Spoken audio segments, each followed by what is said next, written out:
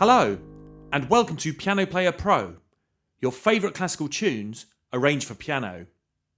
Today, we're going to be playing the Moonlight Sonata by Beethoven, surely one of the most beautiful pieces ever written for the piano. The full sonata is in 3 movements. This is the opening movement, then there's a lighter middle movement, and a tempestuous and rather challenging finale, which we won't be attempting today, but it's well worth listening to. If you haven't already, then follow the link below and head over to the website pianoplayerpro.com, where you can find the sheet music which is free to download. And while you're there, make sure you check out what other pieces you can learn. I'm regularly adding new pieces and content, so if you find this video helpful, then please hit the subscribe button below. In total, there are 4 arrangements of Beethoven's Moonlight Sonata for you to choose from, starting with level 1, and then getting progressively more difficult all the way up to level 4. This video is for the level 3 version, but feel free to take a look at the others. We're going to get started by playing the whole piece through once, and then we'll go back and look at it line by line and section by section. So here is the level 3 performance of the Beethoven's Moonlight Sonata.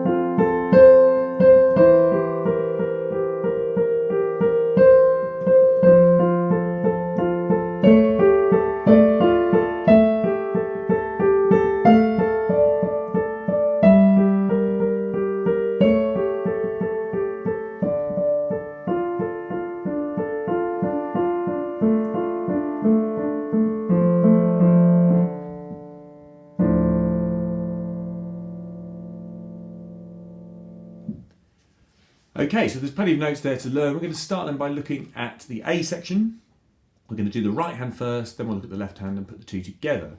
So it starts with these triplets. So you've got each beat is divided into 3. So 1 and 1 and 3 and 4 and you've got the notes there. You notice the notes stay the same all the way through the bar, A, D and F, and then all the way through bar 2. So it gets off to a relatively straightforward beginning. Then bar 3 becomes a little bit more challenging, so the top 2 notes stay the same. You move up to the B flat. You only keep that pattern now for 2 beats, and then you keep the B flat where it is, and you move these 2 fingers up to the E flat and the G. So you've got those 2 shifts in bar 3. So you were there in bars 1 and 2. The thumb moves up for 2 beats, then the thumb stays where it is, and the other 2 fingers move up, including the E flat. And that's bar 3. Then bar 4, you've got this rocking pattern between 2 notes now rather than 3, not a 1, 2, 3. It's G and E, and then F and D, E and D, and then E and C sharp. Okay, but notice on the E and C sharp, what I've done is, in terms of the fingering, rather than going E, C sharp back to the E on the second finger, I've done a kind of switch there where I go E, C sharp, 3, so 2, 1, 3, so that I can then play the next bar, which is D and A. So D, A, D. So let's just go, we're going to do bars 4 and then the first 3 notes of bar 5. So we start here, 1, 2, 3, 1, 2, 3, 1, 2, 3, here with the finger switch. Okay, so those patterns are all the same, upper note, lower note, upper note, upper note, lower note, upper note, all the way up to the first 3 notes of bar 5, and then you go back to this pattern that you started with for another 2 cycles. So from bar 4, I'm going to, for the moment, just miss out the last 2 notes in bar 5 because they're actually part of the tune, which is in section B. So we'll come to those in a few minutes. So let's just look again from bar 4. So starting on the 4th finger, here's the finger switch onto middle finger, and then back to this pattern. And then we're going to go on like that. Okay, so that's the right hand part. The left-hand part, much simpler because it's got these long notes. It's just a question of knowing when to change them. And often they change at the same time as the chords in the right hand, so you're kind of concentrating on the three notes you've got to work out in the right hand and also change your left hand at the same point. So that's what makes it slightly complicated. So you're starting on your thumb, hold that for 4 beats. That's going to feel very long because it's not just 4 notes.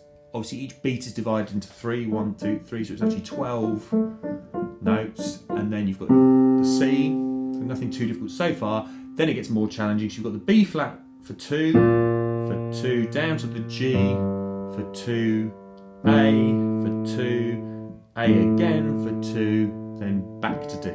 Okay, so by itself, not too challenging, but by the time you're putting that together with the right hand, it's going to be more challenging. So here we go, starting with thumbs D and A, then you go down to C. Now your thumb in the right hand's moving up to B flat at the same time as you're going down to B flat here. And then you move down to G at the same time as you move up to the E flat and the G here. So you can see the chords are moving at the same time. Move to there, move to there. And then you move up to the A, and this is when you've got the quick changing pattern here. A again in the left hand, got the finger switch, and then back to that pattern. Okay, so that's how the 2 hands fit together. One way you can practice that from bar 3 is to do this and introduce a little gap, a bit of thinking time. Plan your next move. Plan your next move.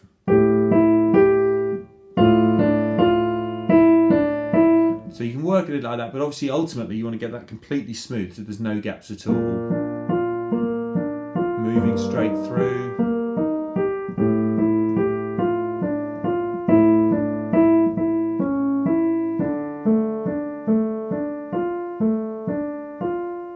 Okay, so that's the A section. The B section, you've kind of got 2 things going on in the right hand here. You've got this part here, which is the tune, and then the triplets, or these quavers, these kind of carry on underneath. So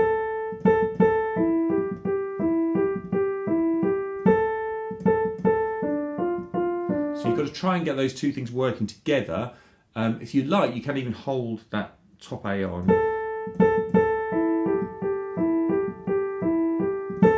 Which is a bit more tricky.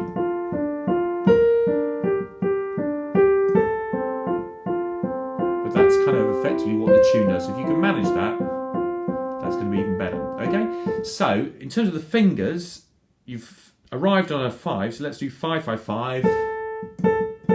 I'm just going to use these fingers here because they're available. It's a bit awkward with the 4 and the 2. You might prefer it with the 1 and the 2, or the 2 and the 3, whatever works for you. I'm going to use 1 and 2 here rather than 1 and 3, so it makes the stretch in a minute to the B flat easier. Which I'm going up there. A. High C, low C, and then you're back to this pattern. Okay, you might notice that the shape of bar 9 is very similar to the shape of bar 5. So bar 5 was this. And bar 9, going to bar 10, does exactly the same thing, but here. In fact, the pattern then stays quite similar. So that's the B section with the right hand. The left hand, you've just finished on the long D before B. So you're starting with the C sharp, which you're going to play with the second finger. You're going to run out of fingers in a minute, so we're going to go to the D, then do a finger switch onto the middle finger, then down to C, C again, and then up to F. So where you've got those 2 Ds repeated in bar 7, perhaps play the first one with your thumb, then move on to 3. So together, I'm going to play these together from the 2 notes before the B section, so the end of bar 5, starting with my little finger, but the C sharp only comes in with the 3rd A. That's where they come in, so they fit together like that. So here we go. This is B.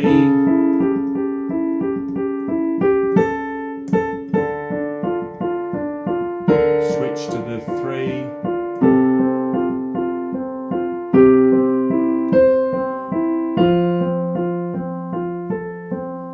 Okay, so So that's how they fit together. Then the C section carries on like this. You've got C, so you can do the same thing we did before. 5, 5, 5, and then whatever fingers feel comfortable here. And then keep on the 5. I'm going to use 1 and 2 here, so I can reach up to the C sharp with my 4th finger and the D. So if you look at that second bar there of the C section, so bar 11, I'm using 5, 1, 2, C sharp with the 4, D with the 5. I'm going to jump to the D there. So it's quite difficult to do all that, you know, and kind of make those jumps smooth. You can experiment with other things if you like.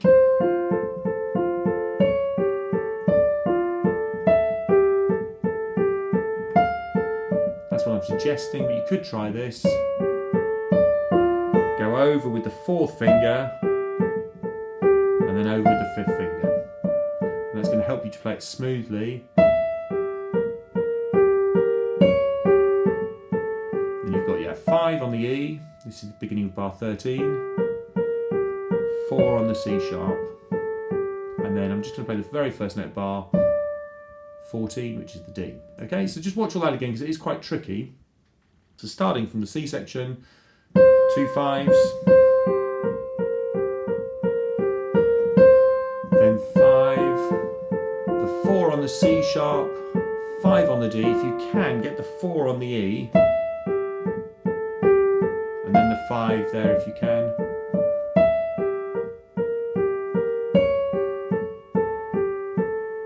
Okay, and that's if you're holding those notes on. I say you don't have to, it kind of creates a nice effect if you do, but if you don't, you've got more freedom in terms of which fingers you use. So, for example, it would go like this.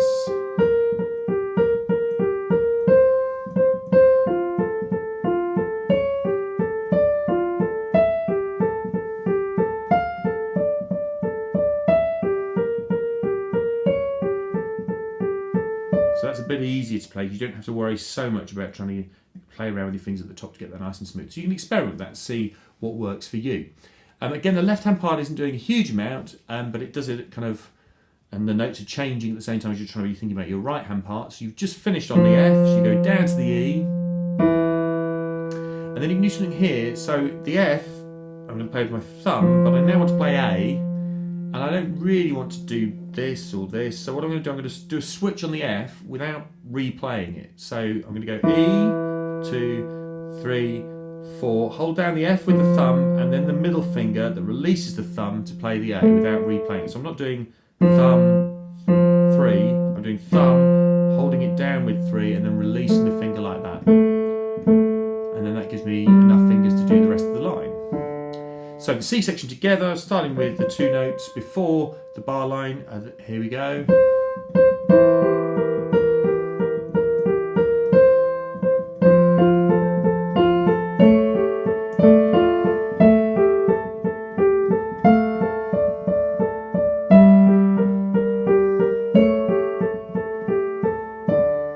Okay, and that gets us to the D section. So the C section is really quite challenging. Again, break it into smaller sections, practice it really slowly, hands separately, hands together, see how you do with it. When you've done it, then we've got the D section, which I think is simpler. I think the A section and the D section, simpler sections here, the B and C sections are the more challenging ones. So the left-hand part is just going to be holding this D, so I'll come to that in a minute.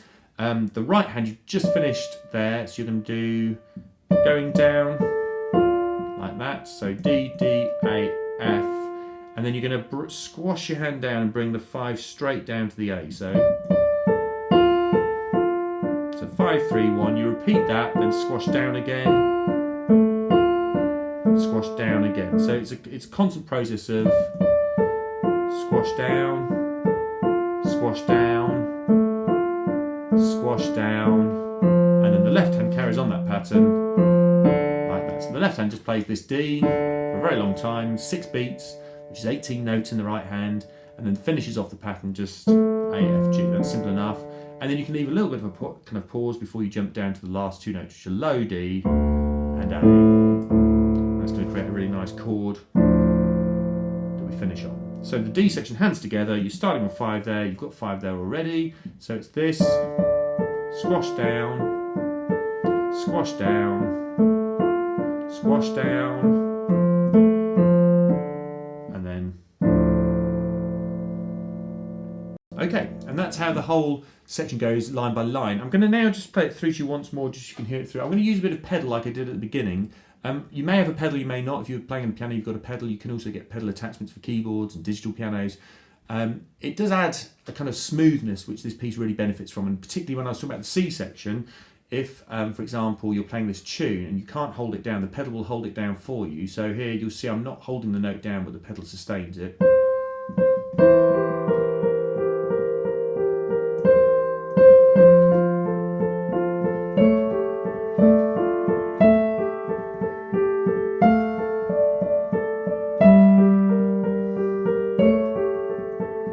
Which makes it much easier in terms of kind of controlling which fingers you have to play and how smooth it sounds. You can be a little bit less smooth in the way you play, but the pedal will kind of add a smoothness. What you've got to be careful of whenever you add pedal is that you don't get a mushiness. So if you just hold the pedal down, if I played C section again and just held the pedal down, you would get this.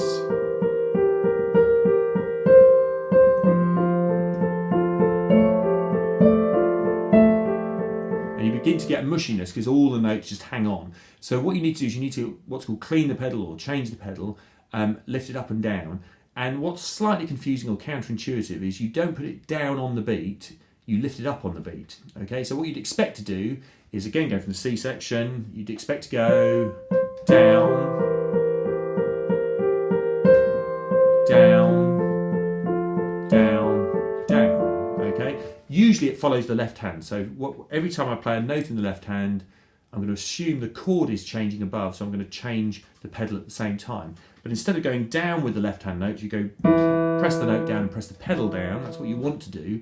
You've got to train yourself, actually, when you press the left hand note, to go up on the pedal and then straight down. So if I was just doing the pedaling, I'm going to practice with the left hand and the foot on the pedal. Okay, and if you've got a range of pedals on your piano, then it's the one to the right that's the sustain pedal. You can hold it down, 2, 3, 4. The pedaling goes up, down, up, down, up, down, up, down. So when you're playing the note, you're going up, down, up, down, up, down. And that gives a smoothness. It cleans the chord and you don't get notes hanging over from the previous chord, which is when you get that effect of, say, you've got this chord at the same time as this chord and you get the two hanging on together. So let's play it all the way through. Here we go.